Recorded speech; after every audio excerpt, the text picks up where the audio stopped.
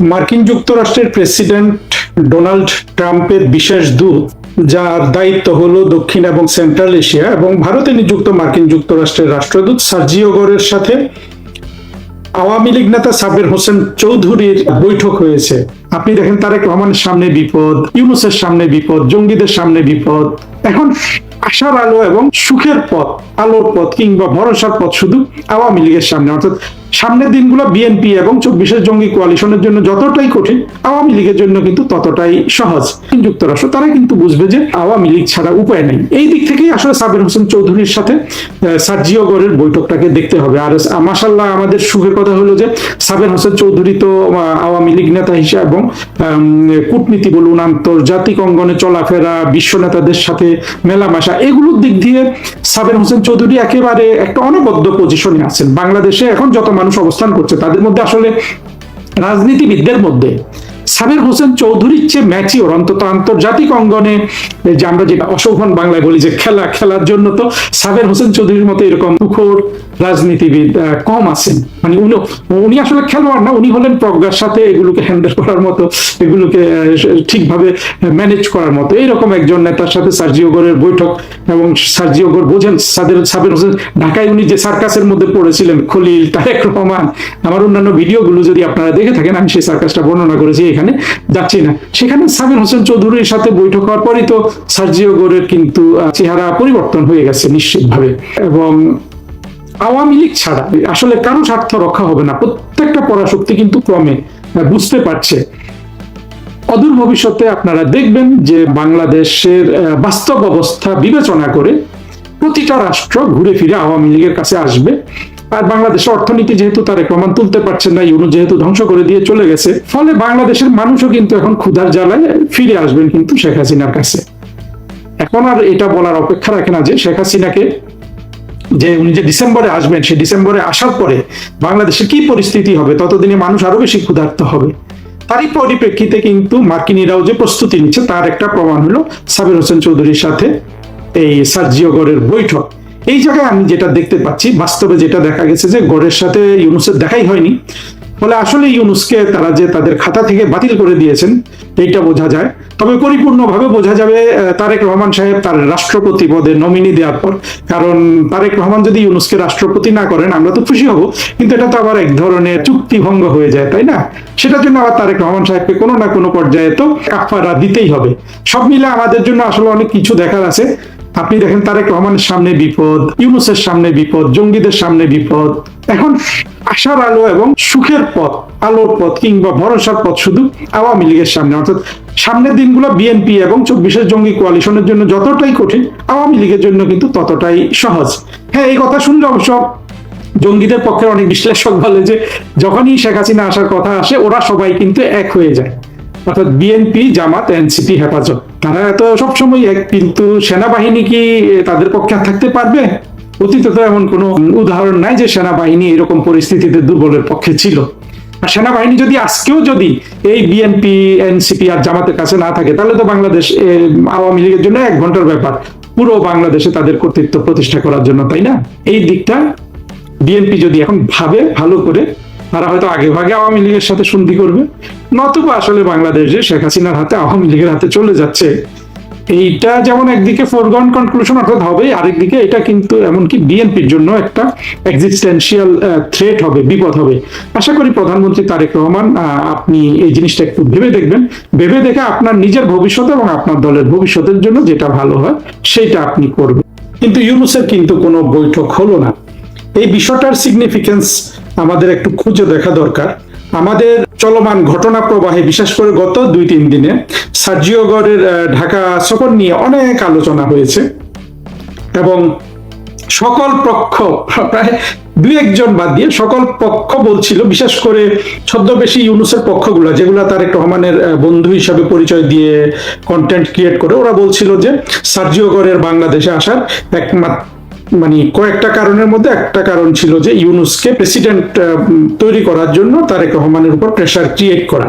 এতে তো কোনো সন্দেহ নাই যে তারেক রহমান আর ইউনূসের মধ্যে একটা আন্ডারস্ট্যান্ডিং হয়েছিল, লন্ডনে নাকি চুক্তিও হয়েছিল যে তারেক রহমান প্রধানমন্ত্রী হবেন, ইউনূস হবেন প্রেসিডেন্ট। এবং ইউনূস প্রেসিডেন্ট হওয়ার জন্য কিন্তু দীর্ঘ হোমওয়ার্ক করেছেন। সেই জুলাই সনদ নামে একটা জিনিস উনি তৈরি করিয়েছেন, অনেক বাংলাদেশের শত শত কোটি টাকা খরচ করিয়ে আলী রিয়াজের মতো চিহ্নিত বিদেশিগুলোকে এবং বাংলাদেশের শত্রুদেরকে নিয়ে এসে হাজার হাজার কর্মঘন্টা দেশের নষ্ট করে, দেশের সম্পদ নষ্ট করে, দেশের ইনফ্রাস্ট্রাকচার মানে আমাদের মিটিং রুম গুলা নষ্ট করে ফরেন সার্ভিস একাডেমির এইটা তৈরি করা হয়েছিল যে ইউনূস প্রেসিডেন্ট হবে, তারেক রহমান প্রাইম মিনিস্টার থাকবে এবং ইউনূস অত্যন্ত ক্ষমতাশালী প্রেসিডেন্ট হবে এবং প্রেসিডেন্ট প্রাইম মিনিস্টারের মধ্যে ক্ষমতার ভারসাম্য রক্ষা করা হবে।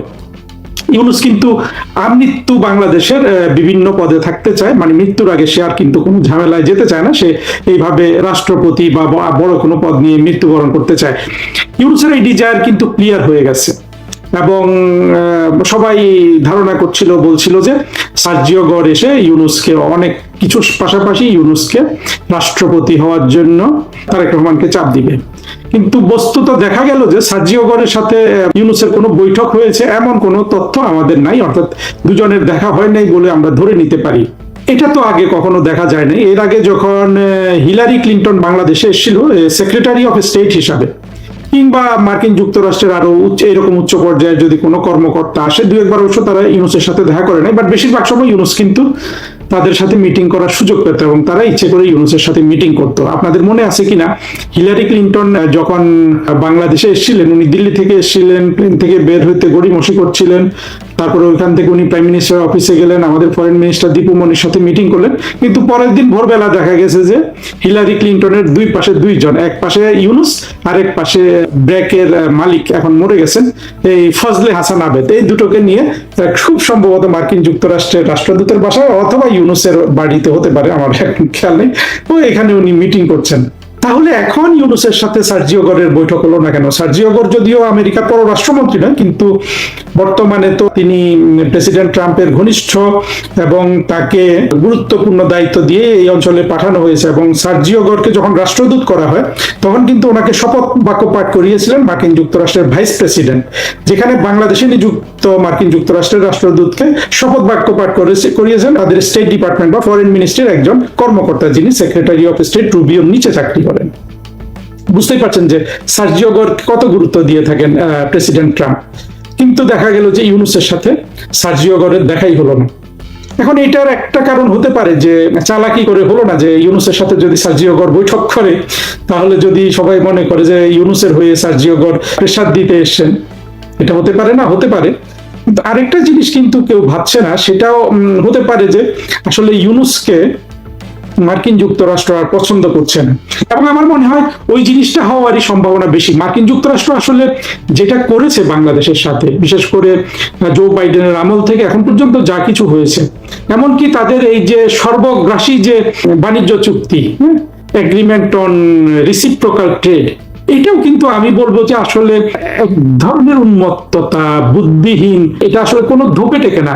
মার্কিন যুক্তরাষ্ট্র বাংলাদেশের মতো এই ধরনের একটা রাষ্ট্রকে, যে সব দিক থেকে মার্কিন যুক্তরাষ্ট্রের চেয়ে ছোট, ইকোনমিতে কত ছোট, এইরকম একটা রাষ্ট্রকে এইরকম এক্সপ্লয়েট করার জন্য একটা চুক্তি করলো।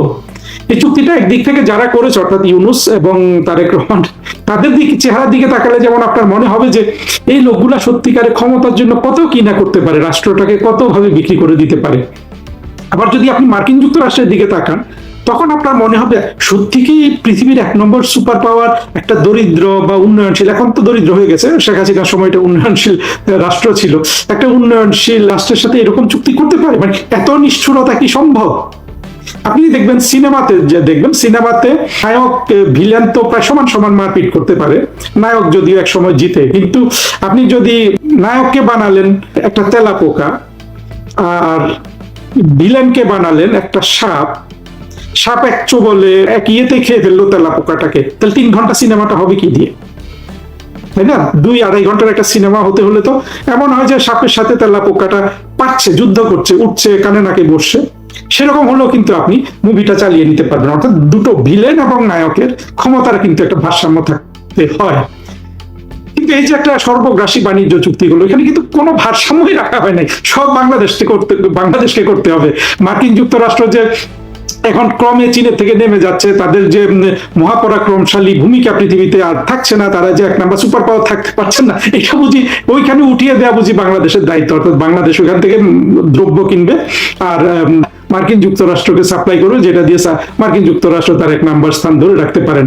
বিষয়টা অনেকটা এইরকম হয়ে গেছে। এটা একটা অবাস্তব কল্পনা না?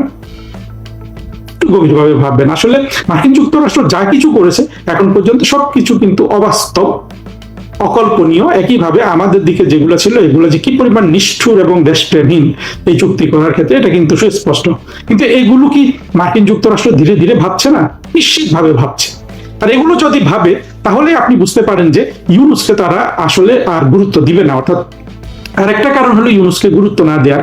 তারা কিন্তু দেখেছে যে তারা পৃথিবীতে যত জায়গায় যত ধরনের নিজস্ব লোকজন তৈরি করেছে নোবেল প্রাইজ বা ইত্যাদি দিয়ে, প্রত্যেকেরই নিজ দেশের জন্য কিছু করার, হ্যাঁ তারা মার্কিন যুক্তরাষ্ট্রের স্বার্থ রক্ষা করবে, কিন্তু নিজের দেশের কিছু করার জন্য তাদের এক ধরনের উদ্বেগ উৎকণ্ঠা থাকে। যেমন আমরা দেখেছি যে অং সান সুচিকে দেখি মিয়ানমারের দেশের জন্য কি কত ভাবে না সে খেটেছে, এখন জেল খাচ্ছে, তাই না? সে কিন্তু এই রোহিঙ্গাদের বিপক্ষে কথা বলার জন্য ইয়েতে চলে গেছিল, সামরিক যে জানটা তাকে ছেলে আটকে রেখেছে এখন, দিহাকে চলে গিয়েছিল। মনে আছে আপনাদের এগুলা? ইউনুস কিন্তু, ইউনুসের এই ধরনের কোনো গুণই নাই। অর্থাৎ ভিলেনেরও যে কোনো না কোনো জায়গায় একটা গুণ থাকতে হবে, সেই গুণটাও ইউনুসের নাই। এটা তারা স্টাডি করছে না। দেখছে যে ইউনুস ঢুকেই রাষ্ট্রটাকে গ্র্যাব করার জন্য, টাকা করি মানে হস্তগত করার জন্য জঙ্গিরা মিলে, আপনারা যারা আলী বাবা মুভি দেখেছেন, আলী বাবা 40 চোর দেখেন নাই, আমাদের বিখ্যাত অভিনেতা এটিএম শামসুজ্জামান ডাকাতদের ওই সিসিম ফাঁক বলে ডাকাতদের সেই গুহাতে ঢুকে সোনা জহরত হীরার বিভিন্ন স্তূপের উপর কিভাবে লাফ দিয়ে পড়ে, একবার সোনার স্তূপে লাফ দেয়, একবার হীরার স্তূপে লাফ দেয়, একবার অন্যান্য মণি মাণিক্যের স্তূপে লাফ দেয়। ইউনুস কিন্তু রাষ্ট্রের মধ্যে ঢুকে রাষ্ট্র ক্ষমতাটা দখল করে কিন্তু এইভাবে কোন দিক খাবে আর কোন দিক খাবে না এইরকম কিন্তু সে লাফালাফি করে কিন্তু খেয়েছে। মানে সব দিক থেকে আমরা এগুলা জানি। এবং কোনো হিসাবে দেওয়া হয়েছে ইউনুস প্রায় 40 থেকে 50,000 কোটি টাকার লাভ তুলে নিয়েছে 2 বছরের কম সময় বাংলাদেশের রাষ্ট্র ক্ষমতায় থেকে। আর জঙ্গিরা তো এক একটা আঙ্গুল ফুলে কলা গাছ হয়ে গেছে। এটা কিন্তু মার্কিন যুক্তরাষ্ট্র লক্ষ্য করেছে। ফলে মার্কিন যুক্তরাষ্ট্রের যদি ওদের তো এমনিতে আর কোনো আসলে জ্ঞান যুক্তি ওদের মধ্যে কাজ করে না, কিন্তু যতটুকুনো কাজ করে সেটার মধ্যেও কিন্তু ইউনুসকে আর আসলে ইউনুস দিয়ে যে তাদের কোনো উদ্দেশ্য পূরণ হবে এইটা আসলে ভাবার কোনো কারণ নেই। সুতরাং ওইখান থেকে বোঝা যায় যে আসলে যে হাইপটা তোলা হয়েছিল যে ইউনুসকে রাষ্ট্রপতি করার জন্য এরা আসতেও পারে, কিন্তু আবার ইউনুসকে বাদ দেওয়ার সম্ভাবনাই বেশি। কারণ আপনি যদি একটা ঠান্ডা মাথায় যে কোনো সুপার পাওয়ার, সে মার্কিন যুক্তরাষ্ট্র হোক, চীন হোক, রাশিয়া হোক, ভারত হোক, এরাই তো এখন বর্তমান বিশ্বের 4টা সুপার পাওয়ার। তারপরে হয়তো আসবে Japan, Germany, France, UK, Brazil, এই দেশগুলো আসবে। প্রথম 4টা সুপার পাওয়ার তো এখন কে কত নাম্বার সেটা বলা যায়, কিন্তু এই 4টা মার্কিন যুক্তরাষ্ট্র, চীন, রাশিয়া, ভারত, এইভাবে আপনি ধরতে পারেন। যাদের মাথায় একটুখানিও বুদ্ধি আছে তারা কিন্তু বুঝবে যে দীর্ঘমেয়াদে ইউনুসকে দিয়ে কোনো কাজ আদায় করা সম্ভব না, স্বল্প মেয়াদে সম্ভব। কারণ এত নিষ্ঠুর, ইউনুসের মতো নিষ্ঠুর দানব আকৃতির, মানে মননে দানব, মগজে দানব, লোভে দানব, এইরকম দানবকে দিয়ে মানে শুধু দানব তো শুধু নিজেরটাই দেখে। ফলে ইউনুসকে দিয়ে আসলে দীর্ঘমেয়াদে কোনো কাজ হবে না। তারা যদি ভাবে আমার আপনার মতো ঠান্ডা মাথায়, তাহলে দেখবে যে বাংলাদেশে আওয়ামী লীগই একমাত্র সবার স্বার্থ দীর্ঘমেয়াদে রক্ষা করতে পারে। অর্থাৎ ভারতের, চীনের, মার্কিন যুক্তরাষ্ট্রের, রাশিয়া সবারই দীর্ঘমেয়াদে একমাত্র আওয়ামী লীগ তাদের স্বার্থ রক্ষা করতে পারে। হ্যাঁ, এখন মার্কিন যুক্তরাষ্ট্রের মতো অবুঝ, শিশুর মতো অবুঝ হয়ে কেউ যদি ঢোকে যেটা সব স্বার্থ আমারই রক্ষা করবে, সেটা তো আসলে হবে না। মার্কিন যুক্তরাষ্ট্রকে সেটা বুঝতে হবে যে তাদের সেই দিন আর নাই। তারা চীনকে ঠেকিয়ে রাখতে পারে না, ভারতকে ঠেকিয়ে রাখতে পারে না। তারা চেয়েছিল রাশিয়াকে ধ্বংস করে দিবে ইউক্রেনের মাধ্যমে, সেটাও তারা করতে পারেনি। ইরানে দেখেন, ইরানে কিভাবে নাস্তানাবুদ হচ্ছে, যদিও ইরানও ধ্বংস হয়ে যাচ্ছে, কিন্তু মার্কিন যুক্তরাষ্ট্র তো বিজয় লাভ করছে না সমাজে। সার্জিও গোরের বাংলাদেশ সফর, ঢাকা, দিল্লি, ওয়াশিংটন ত্রিভুজ, শেখ হাসিনার ফেরা নিয়ে বার্তা এবং তারেকের ভবিষ্যৎ, এই বিষয়গুলি নিয়ে আজকের আলোচনা। প্রথমে দেখা যাক আমেরিকার কি মানসিক, কেন এলেন সার্জিও গোর বাংলাদেশের ঢাকা সফরে সেটা দেখুন। আন্তর্জাতিক কূটনীতিতে অনেক গুরুত্বপূর্ণ বৈঠকে প্রকৃত বিষয়বস্তু কখনো প্রেস বিজ্ঞপ্তিতে লেখা থাকে না। যৌথ বিবৃতিতে সাধারণত থাকে সৌজন্যের ভাষা, যেমন দুই দেশের বন্ধুত্ব আরো জোরদার হবে, সহযোগিতা বৃদ্ধি পাবে, গঠনমূলক আলোচনা হয়েছে, এই ধরনের বাক্য। কিন্তু একজন অনুসন্ধানী সাংবাদিকের কাজ সেখানেই শেষ হয় না।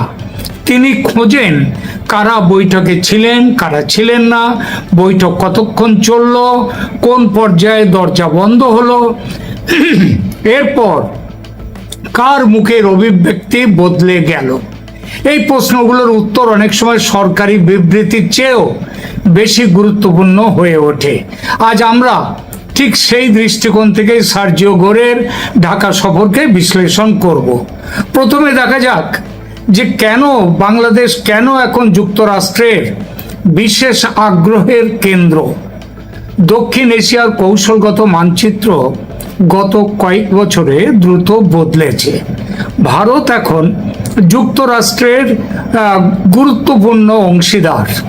চীন ভারত মহাসাগর এবং বঙ্গোপসাগরে তার উপস্থিতি বাড়ানোর চেষ্টা করছে। মিয়ানমার অস্থিতিশীল, রোহিঙ্গা সংকট এখনো অমীমাংসিত। এই পরিস্থিতিতে বাংলাদেশের ভৌগোলিক অবস্থান আগের যে কোনো সময়ের তুলনায় অনেক বেশি গুরুত্বপূর্ণ হয়ে উঠেছে। এখন বাংলাদেশ কেবল একটি বাজার নয়, বাংলাদেশ এখন একটা জিও স্ট্র্যাটেজিক স্পেস। যে দেশ এই ভূখণ্ডে তার প্রভাব বাড়াবে সে পুরো উত্তর বঙ্গোপসাগরের কৌশলগত সমীকরণেও প্রভাব ফেলবে।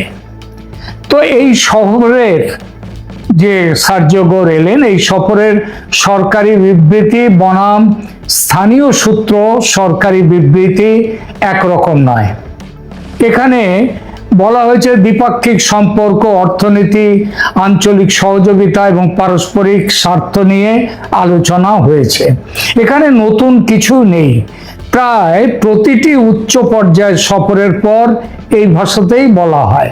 কিন্তু স্থানীয় প্রশাসনিক সূত্র থেকে যে তথ্য পাওয়া যাচ্ছে তা যদি সঠিক হয়ে থাকে, এবং সঠিক হওয়ার সম্ভাবনাই বেশি, কারণ তার যে খবরগুলো আসছে সেই খবরগুলোতে দাবি হচ্ছে এক পর্যায়ে এখানে বৈঠকে বসেছিলেন সার্জিও গোরের সাথে বাংলাদেশের পররাষ্ট্রমন্ত্রী খলিলুর রহমান এবং প্রধানমন্ত্রীর উপদেষ্টা হুমায়ুন কবির, এবং তাদের আলোচনা চলবার সময় এক সময়ে হুমায়ুন কবিরকে বাইরে পাঠানো হয়। এরপর প্রায় 20 মিনিট সার্জিও গোর এবং খলিলুর রহমান একান্তে আলোচনা করেন।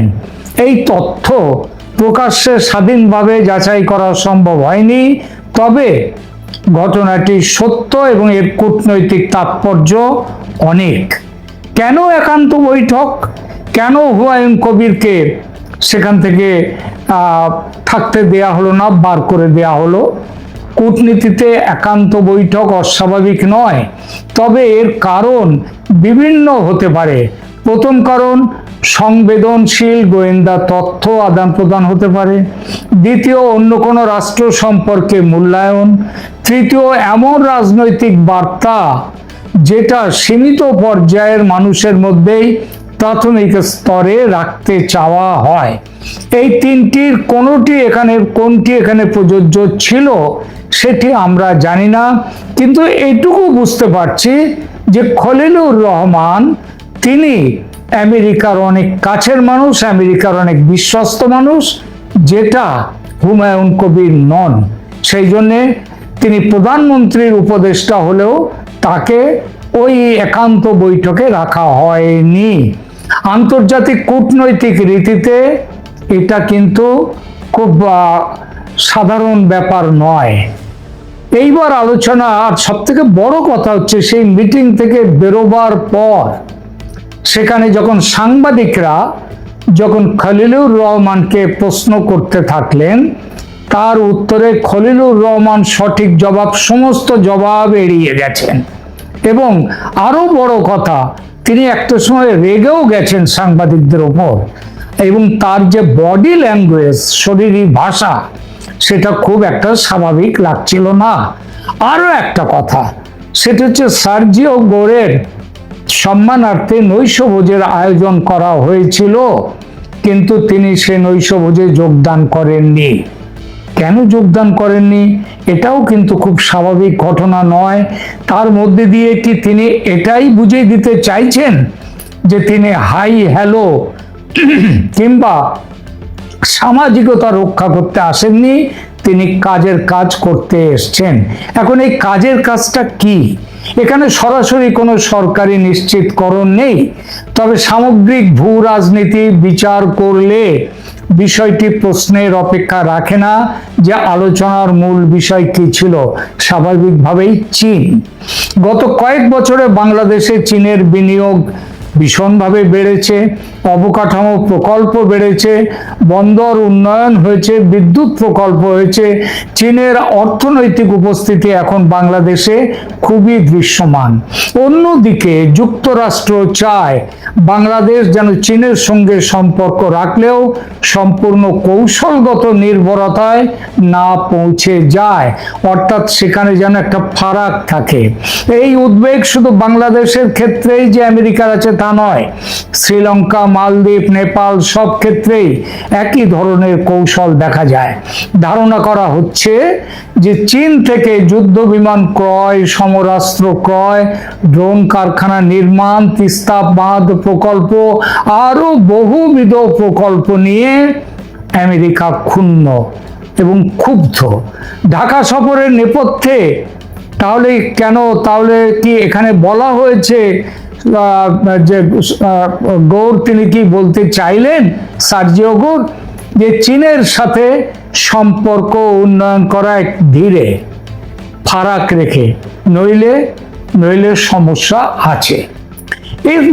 এটা তো একটা দিক চীন, আর এক দিক রয়েছে দিল্লি। ঢাকা সফরের নেপথ্যে কি দিল্লি আছে? কেন ভারত একটি সমীকরণের কেন্দ্রবিন্দু হয়ে উঠছে? সার্জিও গোরের ঢাকা সফরকে যদি শুধুমাত্র বাংলাদেশ যুক্তরাষ্ট্র দ্বিপাক্ষিক সম্পর্কের দৃষ্টিতে দেখি, তাহলে ছবির একটা বড় অংশ অদৃশ্য থেকে যাবে।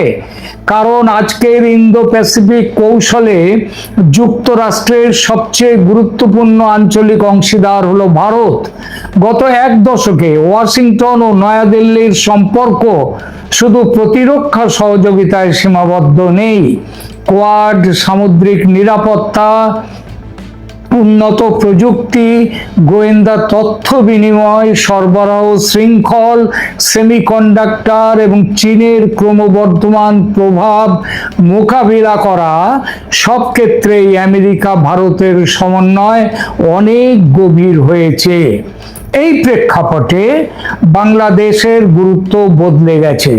বাংলাদেশ এখন শুধু 17 কোটির একটি বাজার নয়, এটি বঙ্গোপসাগরের প্রবেশদ্বার, উত্তর পূর্ব ভারতের প্রতিবেশী এবং ভারত মহাসাগরীয় যে কৌশলগত প্রতিযোগিতা তার একটি গুরুত্বপূর্ণ ভূখণ্ড।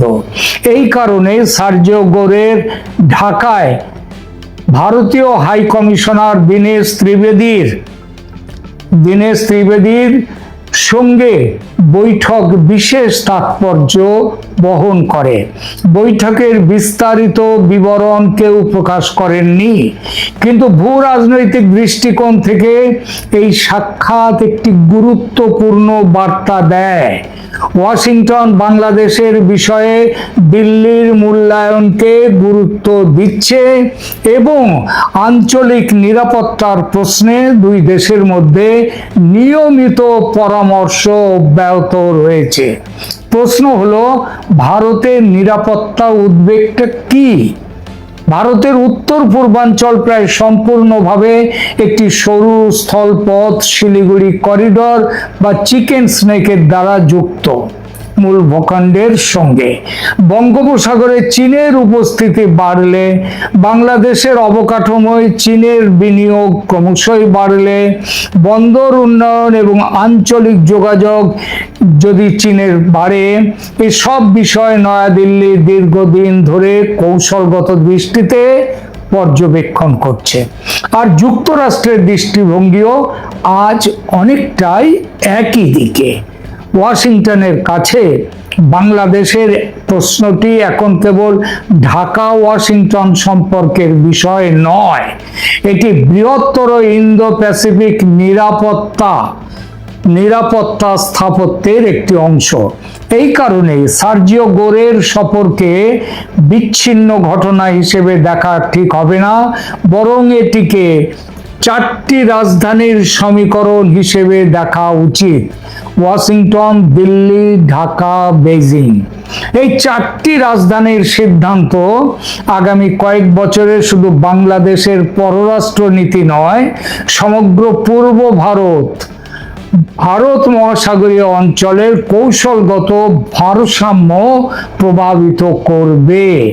আর এই কারণে সার্জিও গোরের ঢাকা সফরের প্রতিটি বৈঠক, সরকারি হোক বা কূটনৈতিক হোক, স্বাভাবিক সৌজন্য সাক্ষাতের চেয়ে অনেক অনেক বেশি গুরুত্ব পাচ্ছে। আমার মতে এই গুরুত্ব ভারতের এই অংশটি একটা বড় বিশ্লেষণ। এর সঙ্গে আরো খুব স্বাভাবিকভাবেই চলে এসেছে, যেটা দিল্লির সাউথ ব্লকে থেকে বিশেষ সূত্র থেকে আমি জানতে পেরেছি। সেটা হলো শেখ হাসিনা প্রসঙ্গে একটি নীরব কূটনীতি চালাতে সার্জিও গোর ঢাকায় এসেছেন। এটা তার অন্যতম কারণ। সাম্প্রতিক সময়ে কূটনৈতিক মহলের কিছু অনানুষ্ঠানিক আলোচনায় এমন একটি সম্ভাবনার কথা শোনা যাচ্ছে যে, যা এখনো কোনো সরকার আনুষ্ঠানিকভাবে স্বীকার করেনি এবং যার স্বাধীন ও প্রকাশ্য প্রমাণও পাওয়া যায়নি। সেই আলোচনার মূল বক্তব্য হলো বাংলাদেশের দীর্ঘমেয়াদী রাজনৈতিক স্থিতিশীলতা নিয়ে ভারত ও যুক্তরাষ্ট্রের মধ্যে নীরব পর্যায়ে, মানে বাইরে কোনো প্রকাশ নেই, বেশ কিছু ধরনের সমন্বয় বা বোঝাপড়া হয়েছে। সেই বোঝাপড়ায় শেখ হাসিনার ভবিষ্যৎ রাজনৈতিক অবস্থান রয়েছে। তার ব্যক্তিগত নিরাপত্তা এবং বাংলাদেশে ফিরলে তার প্রধান রাজনৈতিক শক্তিগুলোর অংশগ্রহণ কেমন হবে, সেখানে শেখ হাসিনার নিরাপত্তা কেমন হবে, তার দল আওয়ামী লীগকে সেখানে খোলা মাঠ তার দেয়া হবে কি না, এই সমস্ত ব্যাপারেই কিন্তু আমেরিকা এবং ভারত একটা সিদ্ধান্তে এসে গেছে। এবং যে সিদ্ধান্তের প্রেক্ষিতে শেখ হাসিনা ডিসেম্বরের মধ্যে বলছেন, আমার ধারণা খুব দেরি হলেও নভেম্বরের মধ্যেই তিনি ভারত থেকে বাংলাদেশে ফিরবেন। এবং এই ফেরাটায় যাতে শেখ হাসিনার নিরাপত্তা নিশ্চিত করা হয়, সেই ব্যাপারে সার্জিও গোর বাংলাদেশকে নির্দেশ দিতে এসেছেন। এবং শুধু তাই না, তিনি পৌঁছবার পর যেন আওয়ামী লীগের ওপর থেকে নিষেধাজ্ঞা তুলে নেওয়া হয়, এই মানে এটাকে কি বলবো, অনুরোধ বলবো না, এটাকে বলবো এই আদেশটাও দেওয়ার জন্যে বাংলাদেশে এসছেন সার্জিও গোর। যুক্তরাষ্ট্রের কাছে বাংলাদেশ এখন অত্যন্ত গুরুত্বপূর্ণ অংশ। তাদের অগ্রাধিকার হলো এই অঞ্চলে এমন পরিস্থিতি তৈরি না হওয়া যাতে বহিরাগত শক্তির প্রভাব অস্বাভাবিকভাবে বৃদ্ধি পায়, এখানে রাজনৈতিক সংকট তৈরি হয়, এখানে ধর্মীয় সংকট তৈরি হয়। সেখানটায় এই সমস্ত কিছু কাজ করেছে ভারত এবং আমেরিকা বাংলাদেশে শেখ হাসিনার পুনর্বাসনের রূপরেখা নিয়ে একটা সিদ্ধান্তে পৌঁছতে। এবং এই প্রেক্ষাপটেই শেখ হাসিনার নাম খলিলুর রহমানের কাছে এসেছে। খলিলুর রহমান, যার জন্যে ওই মিটিংয়ের পর তার মুখে খুব অন্ধকার দেখা গেছে, তিনি খুব একটা স্বাভাবিক যেন ছিলেন না। কেন স্বাভাবিক ছিলেন না, তার কারণ হচ্ছে এগুলো আমেরিকার সহজ বার্তা ছিল না, স্পষ্ট বলা যায় নির্দেশ ছিল। আমার কাছে যে সূত্র মারফত যে খবর এসেছে, ভারত এবং আমেরিকার যৌথ সিদ্ধান্ত জানিয়ে দেওয়া হয়েছে খলিলুর রহমানকে। তিনি যেন এই বিষয়টা নিয়ে ওখানে সেইভাবে দেখেন যে প্রথম কথা কিভাবে শেখ হাসিনা দেশে ফিরবেন এবং তার ব্যক্তিগত নিরাপত্তা কিভাবে নিশ্চিত হবে। দ্বিতীয়ত আওয়ামী লীগের ওপর থেকে নিষেধাজ্ঞা তুলে নিয়ে সেখানকার রাজনীতিকে অন্তর্ভুক্তিমূলক করতে হবে। তৃতীয়, রাষ্ট্রীয় প্রতিষ্ঠানগুলো কিভাবে সেই পরিবর্তন সামাল দেবে, কারণ এই নিয়ে যদি ওখানে কোনো গোলমাল হয় সেই গোলমাল কিন্তু সামলাতে হবে বিএনপি সরকারকে, তারেক রহমান সরকারকে। যদি তারেক রহমান সরকার না মানতে চায় এই আদেশ, আমাদের কাছে খবর আছে সেই আদেশ যাতে মানতে বাধ্য করা যায়, তারেক রহমানকে সেই ব্যাপারটাও জানিয়ে দেওয়া হয়েছে। কি সেই ব্যাপার? সেটা হলো তারেক রহমান যদি এই সূত্র এবং আমেরিকার নির্দেশ মতো চলতে না চান, তাহলে বাংলাদেশে এই সরকারকে হটিয়ে সেখানে একটা কি অন্তত কিছুদিনের জন্য হলেও একটা সামরিক শাসন নিয়ে আসা হতে পারে, অথবা আবার এই সরকারকে ক্ষমতাচ্যুত করে একটি অন্তর্বর্তী সরকারও তৈরি হতে পারে। আর এই কথাগুলো শোনার পর থেকেই খলিলুর রহমানের রক্তচাপ বেড়ে গেছে। আমরা আগামী কয়েকটা দিন, আগামী কিছুদিন, অন্তত একটি মাস আমাদের খুব সতর্ক হয়ে অপেক্ষা করতে হবে। আগস্ট মাস পড়ে গেছে, আগস্ট চলে যাবে, ততদিনে বৃষ্টি থেমে যাবে। সেপ্টেম্বরে মোটামুটিভাবে বৃষ্টি কমে গেছে এবং সেপ্টেম্বরের পরে অক্টোবর নাগাদ, সেপ্টেম্বর অক্টোবর খুব সম্ভব শেখ হাসিনা বাংলাদেশে ফিরছেন। ভিজিট করেছে বা শুধুমাত্র কর্মকর্তা লেভেলের ভিজিট করেছে, নাকি সাবেক কর্মকর্তা লেভেলের লোকেরাও ভিজিট করে, বা আমেরিকান এখানে বিজনেস করে কক্সবাজারে বেড়াতে যাওয়ার নাম করে তারা উখিয়া চলে যাচ্ছে।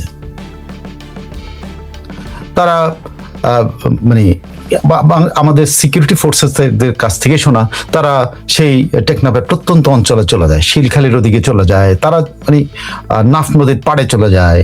কেন? এই মানে দেখবেন যে অনেক এই যে সাবেক পিটার হাস, তারপরে এরকম সাবেক কয়েকজন যে যারা যখন তখন বাংলাদেশের রাজনীতি নিয়ে মন্তব্য করেছিল, তারা ইনভলভমেন্ট ছিল তাদের, তারা এখন সাবেক, অথচ বাংলাদেশে তাদের বিচরণ কিন্তু সাংঘাতিক। আমি 2023 সাল থেকে একটা সরকারি লেভেলের একটা ভিজিটের আপনাদের একটা ইয়ে দেই, মানে যদি আপনার ফ্লোটা দেখাই যে সরকারি লেভেল, তারপর আমি দেখাবো আপনাদের তাদের বেসরকারি লেভেলের গুলা কিরকম, কত ভাবে তারা যায়। কক্সবাজার যেহেতু একটা টুরিস্ট এলাকা, সেখানে তো বেড়াতে যেতেই পারেন মানে আমেরিকান মান, কিন্তু যখন একজন আমেরিকান দূতাবাসের একজন কর্মকর্তা যখন যান, তিনি যখন বেড়াতে যাওয়ার পরিবর্তে দেখা গেল যে তিনি কোনো হোটেলে মিটিং করতেছেন, দেখা গেল যে তিনি বলছেন যে তিনি জ্বালানি উপদেশ, কোনো এক কোম্পানি, জ্বালানি কোম্পানির উপদেষ্টা, তিনি এই সব জ্বালানির ব্যবসা দেখাশোনা করেন, আগের ছিলেন দূতাবাস কর্মকর্তা ছিলেন, কিন্তু দেখা গেল যে তিনি শিলখাড়িতে বা উখিয়াতে বা টেকনাফের অন্যান্য জায়গাতে সেখানে কি ওখানে জ্বালানির কি, ওখানে কি আমাদের তিনি তো জ্বালানি উদ্ভাবন করছেন না, মানে খনি উদ্ভাবন করছেন না, তিনি তো উপদেষ্টা হিসেবে কাজ, তিনি ওখানে ঘোরেন কেন? তো এই প্রশ্নগুলি যখন আসে, যখন এগুলো হয় এবং আমাদের দেশে যখন এই বিষয়গুলো তর্ক আসে, ডিবেট গুলো আসে, তখন কিন্তু আমরা এটা ডিপ ডাউনে যাই না, কেন এই লোকগুলি এসব জায়গায় ঘুরতেছে এবং কেন এই ডিবেট গুলো উঠতেছে। আপনাদের নিশ্চয়ই মনে আছে যে শেখ হাসিনা একটা বক্তব্য দিয়েছেন যেটা অনেক ডিবেট হয়েছিল এবং খ্রিস্টান কমিউনিটির নেতারা পর্যন্ত, রবার্ট আলবার্টো বা এরকম ওনারা, আলবার্টো গোমেজ, তারা পর্যন্ত বিবৃতি দিয়েছিলেন যে শেখ হাসিনা যখন বলছে যে একটা খ্রিস্টান রাষ্ট্র গঠন করার চেষ্টা চলতেছে, সাদা চামড়া এসে আমাকে এই প্রস্তাব দিয়েছে, আমি এটা রাজি হইনি, তখন কিন্তু খ্রিস্টান কমিউনিটি পর্যন্ত বলেছিল যে এটা একটা ডিভিশন, এটা আমাদের মধ্যে ডিভিশন তৈরি করার জন্য এই ধরনের ইয়েগুলো হচ্ছে, এটা কোনোভাবেই কাম্য না। দেখেন, ওটা আরেকদিন বলবো সেই গল্প, খ্রিস্টানের গল্প, কিন্তু কেন এরা এই সব জায়গা দিয়ে ঘুরতেছে? শুধু কি এরা, এর সাথে কিন্তু ইউরোপিয়ানরাও কিন্তু জড়িত হয়ে পড়ছে। ইউরোপিয়ানরা এখানে আসতেছেন, অনেক ইউরোপিয়ান নেতা, অনেক ইউরোপিয়ান কমিশনের নেতা, ইউরোপিয়ান ইউনিয়নের ডেলিগেশন কিন্তু এখানে এসে সব জায়গায় ঘোরাঘুরি করতেছে।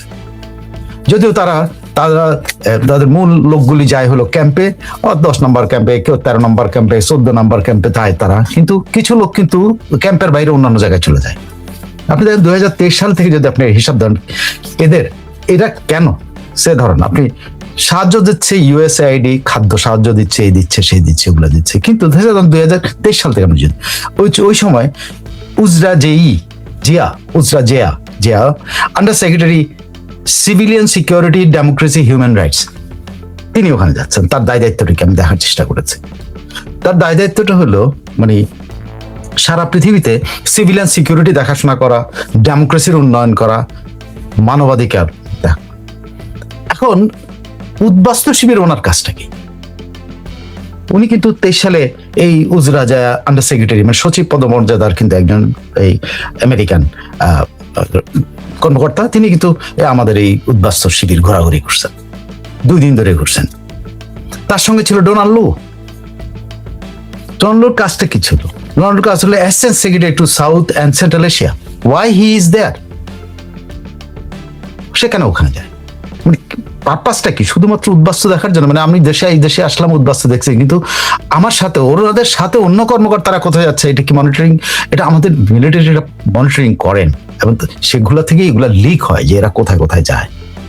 এরা কিন্তু পুরোটা সীমান্ত অঞ্চলে ঘুরে, মায়ানমার সীমান্ত। আপনি একটা জিনিস দেখেন, ওই সময়টার এদের কর্মকাণ্ডের সাথে আরাকান আর্মির কর্মকাণ্ড, ওরা ওই সময়টাতে কিন্তু আরাকান আর্মি পুরা রাখাইন তারা নিয়ন্ত্রণে, এখন আর 2-3টা বোধহয় ছোট্ট অঞ্চল বাকি আছে, আর বাকি সব তারা দখল নিয়েছে এই সময়কালের মধ্যেই। কিন্তু আপনি দেখেন সেই সময় ইউএস কংগ্রেস ডেলিগেশনও আসছিল, 11 সদস্য বিশিষ্ট কংগ্রেস ডেলিগেশন আসছিল, কংগ্রেসম্যান এড কেইস এবং রিচার্ড ম্যাককর্মিকের নেতৃত্বে 11 সদস্যের।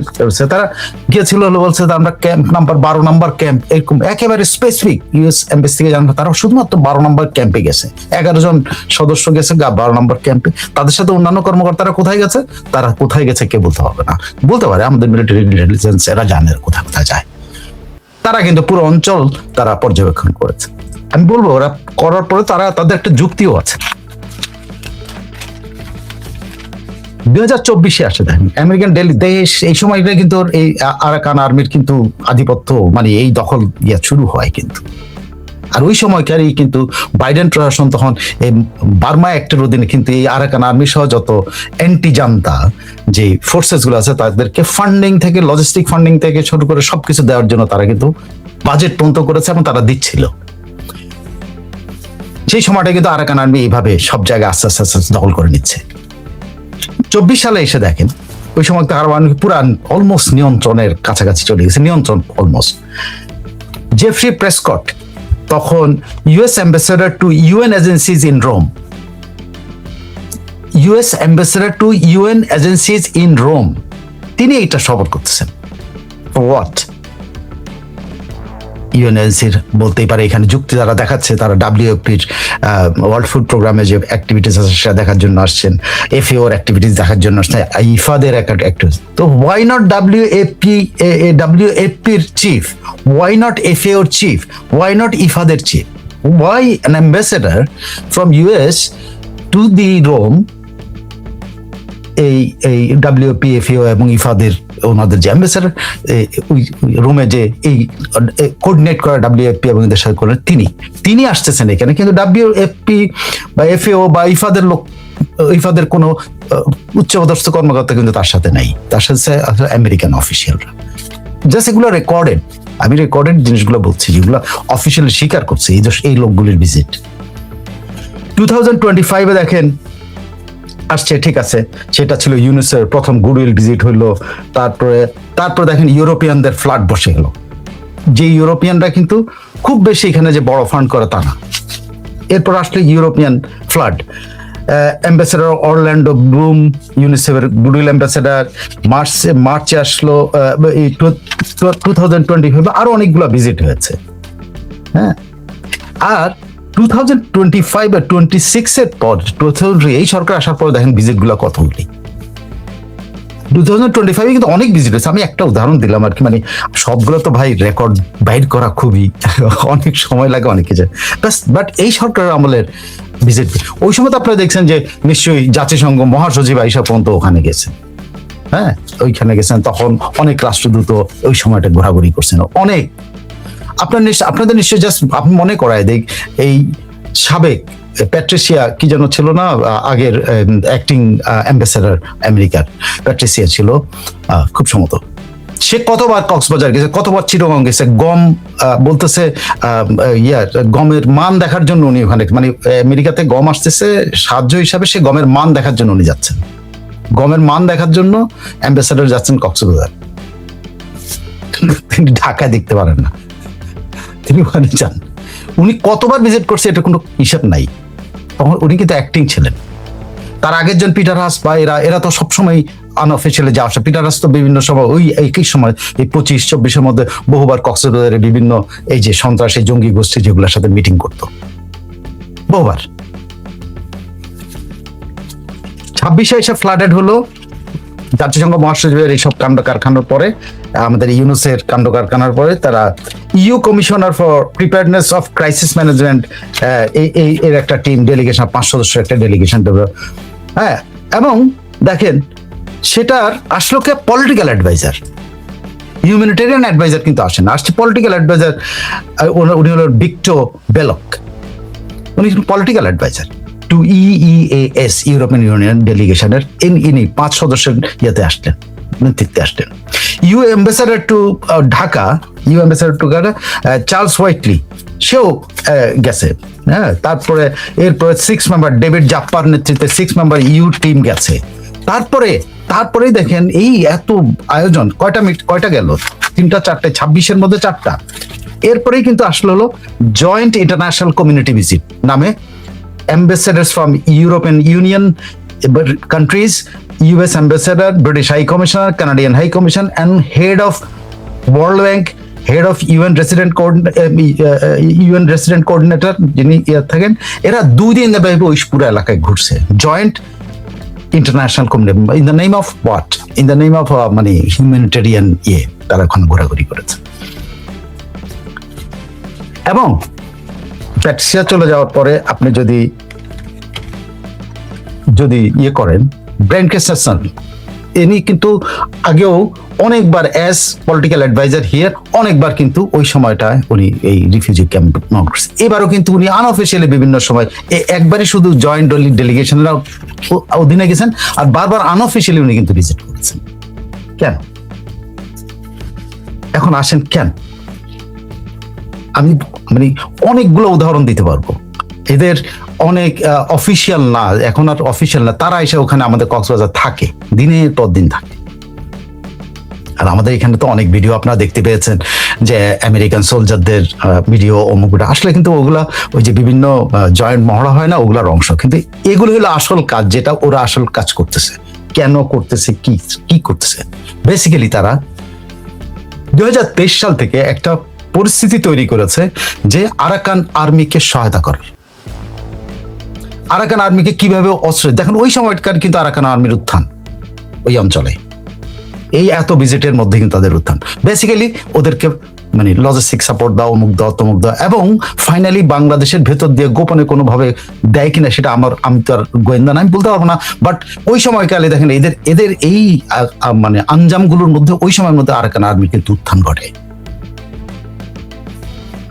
এখন এই সম্পর্কে যখন ইউএস স্টেট ডিপার্টমেন্টের বিভিন্ন কাগজপত্র ঘাটাঘাটি করতে গেলাম, তখন কতগুলি জিনিস পাওয়া গেল যে কেন আমেরিকানরা এইসব জায়গায় এত ঘোরাঘুরি করে, তাদের কিছু কিন্তু অবজারভেশনের জন্য তারা কেন এই অঞ্চলটাতে এত সেন্সিটিভ, এটাকে সেন্সিটিভ অঞ্চল মনে করে, এবং এই রিজিয়নের জন্য এটা একটা রিস্কি জায়গা মনে করে, যেই কারণে তারা কিন্তু এখানে উপস্থিত থাকে। আপনি দেখেন তারা কি বলছে, তাদের স্টেট ডিপার্টমেন্টের তারা বলছে যে কেন এটা বাংলাদেশের এই যে বলছে যে এরা এখানে সব জায়গায় যাচ্ছে, কি বলে মায়ানমারকে জানান দেওয়া যে আমেরিকা তোমার প্রতি তোমাকে ওয়াচ করতেছে, তাদের অফিসিয়াল ডকুমেন্টেশন। তারা বলছে মায়ানমারকে সবসময় জানান দেওয়া তারা যে ইয়েদের উপরে কিন্তু রোহিঙ্গাদের উপরে যে অত্যাচার করতে সেটা ডকুমেন্টেশন তারা করতেছে। কি জন্য ডকুমেন্টেশন করতেছে? তাদেরকে ভবিষ্যৎ কোনো ট্রায়ালে তাদেরকে যেন আমেরিকা এটাকে ফুল ফ্লেজেড ডকুমেন্টেশন দিয়ে সাপোর্ট করতে পারে যে মায়ানমার এখানে রোহিঙ্গাদের উপর অত্যাচার করতেছে। এটার জন্য ডকুমেন্টেশন করতেছে তারা, সার্ভে করতেছে তারা, সিচুয়েশন সার্ভে করতেছে তারা। তারপর আরো কতগুলি পয়েন্ট আছে, বলছে যে তারা রোহিঙ্গা ক্যাম্পগুলিতে কোনো কাজ হচ্ছে কিনা, যে কি বলে ইনসার্জেন্সির কোনো এলিমেন্ট ওখানে আছে কিনা সেটা তদারকি করতে যাচ্ছে। ইনসার্জেন্টটা কি? তারা কিন্তু বলছে না যে আরাকান আর্মি যে অলরেডি একটা সরকারের বিরুদ্ধে একটা এখানে অবস্থান আছে, আরাকান আর্মির পক্ষে বিপক্ষে যারা থাকবে, যেমন আরসা, আমি দুটা অর্গানাইজেশন নামে রোহিঙ্গা সলিডারিটি ফোর্স এরকম, আরেকটা আরসা বলে একটা জিনিস, সেই আরসা এরা যেন রিক্রুট না করতে পারে, এবং তাদের আশঙ্কা যে রোহিঙ্গা ক্যাম্পগুলোতে রেডিক্যালাইজেশন হচ্ছে, এবং এই রেডিক্যালাইজেশন ঠেকানোর জন্য তারা ওখানে কাজ করে। বলেন দেখি, বাংলাদেশের নিরাপত্তা রক্ষীরা ঠিকমতো কাজ করতেছে কিনা এই রেডিক্যালাইজেশন বিরুদ্ধে, মানে আরসা রিক্রুট করতে পারছে কিনা, রোহিঙ্গা সলিডারিটি ফোর্স আরসো বা অর্গানাইজেশন রিক্রুট যেন করতে না পারে সেটার জন্য ওনারা ব্যবস্থা নিচ্ছেন। কিন্তু আরাকান আর্মি যে ওখানে অলরেডি একটা অ্যান্টি মায়ানমার একটা গঠন করলো, এবং এই আরাকান আর্মি টোটাল রোহিঙ্গাদেরকে তাড়ানোর জন্য কাজ করছে। আর আরসা এবং রোহিঙ্গা সলিডারিটি ফোর্স আর একটা তিনটা, এরা কিন্তু আরাকান আর্মির এই রাখাইনদের বিরুদ্ধেও কিন্তু যুদ্ধ করতেছে। এবং অভিযোগ আমেরিকান ডকুমেন্টেশনের অভিযোগ, আরসা এবং সলিডারিটি ফোর্স মায়ানমার জান্তার পক্ষে কাজ করতেছে। যে আরাকান আরসা এবং রোহিঙ্গা সলিডারিটি ফোর্স তারা রোহিঙ্গাদের স্বার্থ নিয়ে কাজ করতেছে, আর এনারা রোহিঙ্গাদেরকে সহায়তার নামে রোহিঙ্গাদের বিরোধিতা করার জন্য আরাকান আর্মিকে সাপোর্ট করতেছে। খেয়াল করে দেখেন অ্যাক্টিভিটিস, তাদের documentation this is that documentation. তারা বাংলাদেশের রোহিঙ্গা শিবিরগুলিতে যেন আরসাতে রিক্রুট না হয়, রোহিঙ্গা শিবির যেন রোহিঙ্গা সলিডারিটি ফোর্সের রিক্রুট, আরো কয়েকটা অর্গানাইজেশন সেগুলো রিক্রুট না, ওটা ঠেকানোর জন্য তারা কিন্তু এইসব নজরদারি করে, এবং বাংলাদেশের সিকিউরিটি ফোর্স ঠিকমতো কাজ করতেছে কিনা এইটার জন্য এই নজরদারি করে। কার পক্ষে? আরাকান আর্মির পক্ষে। আরো একটা মেসেজ তারা বলছে, তাদের ডকুমেন্টেশন অনুযায়ী তারা বলছে তারা এই মানে ডকুমেন্টেশন, ওপেন ডকুমেন্টেশনে তারা বলছে তারা আরাকান আর্মি যেন রোহিঙ্গাদের উপর কোনো অত্যাচার করে কিনা এটাও তারা নজরদারিতে রাখে। কিন্তু আপনি রোহিঙ্গা শিবিরের ভিতরে নজরদারি রাখতেছেন যাতে রোহিঙ্গারা মানে রাজনৈতিকভাবে কোনোভাবে শক্তিশালী না হয় সেটা দমানোর চেষ্টা করতেছেন। আবার বলতেছেন রোহিঙ্গাদের স্বার্থ আপনি দেখতেছেন আরাকানের ভিতরে। তারা বলছে আমরা আরাকান আর্মি যেন রোহিঙ্গাদের উপর অত্যাচার না করে এইটা আমরা নিশ্চিত করছি। ভাই কি দ্বিচারিতা, খেয়াল করে দেখেন। আপনার যদি রোহিঙ্গাদের জন্য এত দরদি থাকবে তাহলে রোহিঙ্গারা র্যাডিক্যালাইজেশন নামে তারা তাদের বিপ্লবী বা তাদের যে স্বাধীনতাকামী যে অর্গানাইজেশন রয়েছে সেগুলো অর্গানাইজেশনকে নৈতিক সমর্থন দরকার না। আপনি এদেরকে পালতেছেন, আবার বলছেন এরা যেন র্যাডিক্যালাইজ না হয়। আবার আপনি আপনার প্রসেসটাগুলো দীর্ঘমেয়াদে এদেরকে আরাকানে ফেরত নেওয়া। আপনি আরাকান আর্মি যে আর্মি রোহিঙ্গাদেরকে বিতাড়িত করতেছে এবং তাদের বিরুদ্ধে এই রোহিঙ্গাদের বিরুদ্ধে অভিযোগ, এখন তারা যান তার পক্ষে আরাকান আর্মির বিরুদ্ধে যুদ্ধ করে। কত কমপ্লিকেটেড সিচুয়েশন রে ভাই। দিস ইজ হোয়াট মানে অ্যাকচুয়ালি যে আপনার যদি তারা কেন তারা বলতে চায় তাদের অফিসিয়াল ডকুমেন্টেশন বলতে, তা আমরা করিডোরের কথা তো বলি নাই। তারা বলছে করিডোরের কথা বলে প্রস্তাব করেছে হলো 45, ওর নামটা হলো কি জানো, 45 কি যেন বলে, কিসের এটা প্রস্তাবকারী হইল 45 রাইটস, এটা প্রথম প্রস্তাব করে। পরবর্তীতে গুতেরেস মার্চ 15 বাংলাদেশে এসে 2025 বলছেন যে discussing the possibility of humanitarian aid corridor to Myanmar from Bangladesh in an effort to create equitable condition for Rohingya refugees to eventually return, quote unquote, যে রোহিঙ্গারা যেন ফেরত যেতে পারে এইটার প্রস্তুতির জন্য, এইটাকে সাপোর্ট করার জন্য এই করিডোরটা। অথচ আমেরিকান ডকুমেন্টেশন বলতেছে যে এইটাতে কি করবে, তারা ওখানে নজরদারি ব্যবস্থা করবে এবং রোহিঙ্গাদেরকে দেয় আরাকান আর্মি যেন জান্তা বিরোধী যদি করতে পারে সেটা লজিস্টিক সাপোর্ট দেওয়ার জন্য তারা করতেছে। কিন্তু অফিসিয়ালি তারা যখন করে, যখন কথা বলে, তখন বলে না না আমরা এর সাথে নাই। অথচ তাদের আমেরিকানরা এবং ইউরোপিয়ান মোড়কে আমেরিকান লোকেরা সব কিন্তু ওই অঞ্চলে কিন্তু ঘুরঘুর করতেছে। আপনি যে কোনো আমাদের উপজেলা নির্বাহী অফিসার ওই এলাকার যারা আছেন, যারা বিভিন্ন লেভেলের কর্মকর্তা আছেন, তাদের সাথে কথা বলে দেখেন, তারা হর হামেশাই এই জায়গা দিয়ে যাচ্ছে। শুধুমাত্র তারা চেষ্টাই করতেছে যে আরাকান আর্মি সহ জান্তা বিরোধী যত শক্তি, তাদের জন্য একটা পার্মানেন্ট লজিস্টিক করিডোর যদি করা যায়। আর এইটা বুঝতে পেরেই চায়না এটার বিরোধিতা করতেছে, যে এই করিডোর যদি করা হয়, চায়নার ভার্সন থেকে যেটা হলো, চায়না মনে করে এই করিডোর যদি করা হয় তাহলে আমেরিকান প্রেজেন্স হবে। কারণ আমেরিকান যে মূল স্ট্র্যাটেজি, তাদের স্ট্র্যাটেজি হলো তারা বে অফ বেঙ্গল পর্যন্ত যেহেতু আসতে চায়, এবং বে অফ বেঙ্গল যে তাদের ফুটপ্রিন্টটা কোথায় হতে হবে, এটা কক্সবাজার।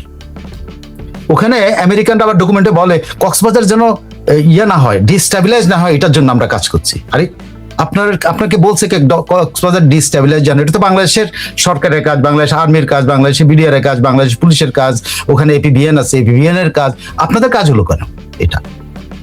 কক্সবাজার যখন ডিস্টেবিলাইজ না করা হয় এইটার জন্য, কেন ওনারা বলছেন quote and quote Cox's Bazar regional conflict accelerate করার কাজে ব্যবহৃত না হয়। রিজনাল কনফ্লিক্ট, আঞ্চলিক কনফ্লিক্টের চিন্তা করতেছে, মনে করছে কক্সবাজার আনতে। কেন তারা একদিকে বলে যে না আমরা এখানে কোনো রকম কোনো চিন্তা ভাবনা কিছু করতেছি না, আবার বলে যে ওখানে যেন ওইটা যেন রিজনাল কনফ্লিক্টের জোন না হয়ে যায়। তারাই বলতেছে রিজনাল কনফ্লিক্টের জোন যদি তারা মনে করে, সেই রিজনাল কনফ্লিক্টের জোনের এলাকায় তাদের উপস্থিতি প্রয়োজন। সিম্পল, তাদের উপস্থিতি প্রয়োজনের জন্যই তো তারা বে অফ বেঙ্গলে তাদের উপস্থিতি চায়। সেই জন্যই তো তারা এই যে মিলিটারি প্যাকগুলোর জন্য এত চাপাচাপি করতেছে আমাদের সরকারদের উপরে, এই সরকারের উপরে এত চাপাচাপি। কেন চাপাচাপি করতেছে? কারণ তারা ওই অঞ্চলে তাদের উপস্থিতি চায়। তারা মনে করে যে কক্সবাজার অস্থিতিশীল হয়ে পড়লে এই অঞ্চলে কনফ্লিক্ট হবে, এবং চায়না এই কনফ্লিক্টের বেনিফিট চায়না নিবে। সো তাদের এই করিডোরটা দরকার টুয়ার্ডস মায়ানমার এবং তাদের বে অফ বেঙ্গলে তাদের উপস্থিতি। আর বে অফ বেঙ্গলের কিভাবে উপস্থিতি হলো বাংলাদেশ সরকারের সাথে তারা যে security agreement, military security agreement করতেছে, সেটা হলো কক্সবাজার তাদের উপস্থিতি দরকার এবং সমুদ্রে তাদের উপস্থিতির প্রয়োজন। সেটা তারা গোয়েন্দা নজরদারি, তাদের সামরিক উপস্থিতি, এইসবের মাধ্যমে তারা চায় পুরা দিয়ে বে অফ বেঙ্গল দিয়ে তারা মায়ানমারের ভিতরে ঢুকতে চায়। বাংলাদেশে অ্যাক্সেস কক্সবাজার, এটাকে তারা কনফ্লিক্ট জোন যেন না হয়, এই জন্য তারা এখানে হাজিরা থাকতে চায়। এবং বাংলাদেশে কিন্তু এটা ভয়ও দেখাচ্ছে যে এটা কনফ্লিক্ট জোন হয়ে যেতে পারে। বাংলাদেশ কিন্তু মনেও করে, আপনি নিশ্চয়ই মনে আছে যে যখন এই হিউম্যানিটেরিয়ান করিডোরের কথা বলা হয়েছে, তখন কিন্তু আমাদের বিএনপি বলছিল, বিএনপির বক্তব্য, আমি আপনার অফিসিয়াল বিএনপির প্রতি আপনাদের বলি, বিএনপি বলছিল এটা গাঁজাফিকেশন হয়ে যেতে পারে, এটাকে গাঁজায় পরিণত হতে পারে। কেন বলছিল বিএনপির ভিতরে খবর তো নিশ্চয় জানা, আমার মতো তো এরকম ছোটখাটো কেউ না, তারা তো একটা বিশাল অর্গানাইজেশন, তাদের অনেক মেধাবী লোকজন আছে, অনেক গবেষক আছে, অনেক আছেন, তাদের কর্মকর্তা আছেন এই প্রশাসনে, তারা নিশ্চয়ই ভেতরে খবরটা জানেন। গাজাফিকেশন শব্দটা ইউজ করছে, মানে কক্সবাজারকে গাজায় পরিণত করা হতে পারে। গাজা কেন হবে? গাজা তো মানে কি? তার মানে এটা সংঘর্ষের একটা ক্ষেত্র, যেটা আমেরিকানরাই বলছে যে তাদের ইয়ের মধ্যে যে কনফ্লিক্টের জোন তৈরি হতে পারে। বে অফ বেঙ্গলের কনফ্লিক্ট, তাদের উপস্থিতি দরকার। আসলে তাদের উপস্থিতি দরকার কেন? তাদের উপস্থিতি দরকার, তারা মায়ানমারে ঢুকতে চায় এবং বাংলাদেশের বে অফ বেঙ্গল দিয়ে পুরো মায়ানমারকে তারা মানে কোণঠাসা করতে চায়। মায়ানমারকে কোণঠাসা করার মাধ্যমে চীনকে এখান থেকে বিদায় করতে চায়। তাদের লক্ষ্য ডিফারেন্ট। বাংলাদেশের ভূখণ্ড ব্যবহার করে তারা এটা করতে চায়। তো তাদের বর্ডারটা দরকার, তাদের এই হিউম্যানিটেরিয়ান করিডোরটা তাদের দরকার। এই বর্ডারের পুরো তারা করছে যে মায়ানমার বাংলাদেশ যে বর্ডার, কক্সবাজার, এই খুইয়া আর কয়েকটা জায়গা, যে শিলখালি দিয়ে তারা এটা। আমি নিশ্চয়ই আপনাদেরকে এই মানে আমেরিকানরা কেন আমাদের কক্সবাজারে বেশি ঘোরাঘুরি করতেছে, তাদের অন্তর্নিহিত লক্ষ্য অফিসিয়ালি তারা কিছু বলে না, কিন্তু তারা কিন্তু তাদের অফিসিয়াল ডকুমেন্টস, আপনি জানেন, আপনারা নিশ্চয়ই আরেকটা জিনিস জানেন যে আমেরিকা কিন্তু একটা প্রকল্প চালু করেছে রোহিঙ্গাদেরকে, যেটা বাংলাদেশ কিন্তু ভেতরে একটু কনসার্ন যে সেখানে তারা কিন্তু এই যে ওখানে যায় কেন জানেন? গোপনে যায় বা প্রকাশ্যে যায় বা তাদের অফিসাররা যখন তখন যাইতে পারে কেন জানেন? আরেকটা ইনফরমেশন দিই, একটা প্রজেক্ট চালু করেছে আমেরিকা, এই রোহিঙ্গা ক্যাম্পে। রোহিঙ্গাদের ওখান থেকে তারা কি করে, কিছু কিছু রোহিঙ্গাকে ওয়াশিংটনের ইয়েতে তারা কেন বলছে যে, তারা বলছে যে এই যা পয়েন্টগুলো আমি যদি আরে কি বলে, তারা অফিসিয়ালি যেগুলো বলে সেগুলো তো আপনারা সবাই জানেন। সেটা বলে যে আর্মস ট্রেড বেড়ে গেছে, এখানে এক্সটর্শন ট্যাক্সেশন চালু হয়েছে, রোহিঙ্গারা নিজেরা মারামারি করতেছে, মাঝিদেরকে জিজ্ঞাসা তারা দুর্নীতি জড়ায় পড়ছে, তারা এই করতেছে। তারপরে মেইন হলো তারা ফোর্স রিক্রুটমেন্ট অফ ইয়ুথস বাই আর্টসান, ওরা বলেছে সরি, এদেরকে বাধ্য করতেছে। তারপরে এবং উখিয়াতে, উখিয়ার কথা আমি বলেছি, উখিয়া টেকনাফ এইসব এলাকা তারা বলছে তাদের রিজিওনাল ইনস্টেবিলিটির সন্দেহ করতেছে। ওয়াশিংটন এটাকে স্ট্র্যাটেজিক্যালি কেয়ার করতেছে এবং এটাকে দেখতেছে। এটার কারণ কেন বলছে তারা, উপরি অংশে তারা বলছে যে এটা একটা কাউন্টার টেরোরিজমের অবস্থা তৈরি হতে, কারণ 5,000 রোহিঙ্গা এই পর্যন্ত ইন্দোনেশিয়া মালয়েশিয়া এই পথ দিয়ে গেছে, তো এগুলো ঠেকাইতে হবে, কারণ এটা পুরো রিজনে এই রোহিঙ্গারা ছড়ায় পড়তে পারে। ভাই সাধারণ রোহিঙ্গারা ছড়ায় পড়লে তোমার সমস্যা কি? কিন্তু তারা বলছে এটা নাকি টেরোরিজমের পার্ট হইতে পারে। সো এখানে কিন্তু তাদের উদ্দেশ্য কিন্তু ডিফারেন্ট। বলে একটা সরি, যে প্রজেক্টটার কথা বলছিলাম, যে প্রজেক্টটা নিয়ে তারা কিন্তু অহরহ যায়, নর্মালি তারা যে কোনো সময় তাদের কোনো পারমিশন ছাড়া চলে যায়। সেটা কেন? তারা রোহিঙ্গাদের যাচাই বাছাই করে কিছু কিছু রোহিঙ্গাদেরকে তাদের দেশে দিচ্ছে। একটা প্রজেক্ট করেছে তারা, আমেরিকা একটা অফিসিয়ালি প্রজেক্ট করেছে, বাংলাদেশ সরকার থেকে এটা পারমিশন নিচ্ছে যে এখান থেকে তারা রোহিঙ্গা শিবির থেকে তারা কিছু কিছু রোহিঙ্গাকে তাদের আমেরিকাতে নিয়ে যাবে, অথবা প্রস্তাবিত কোনো দেশে তারা মাইগ্রেশনের ব্যবস্থা করবে।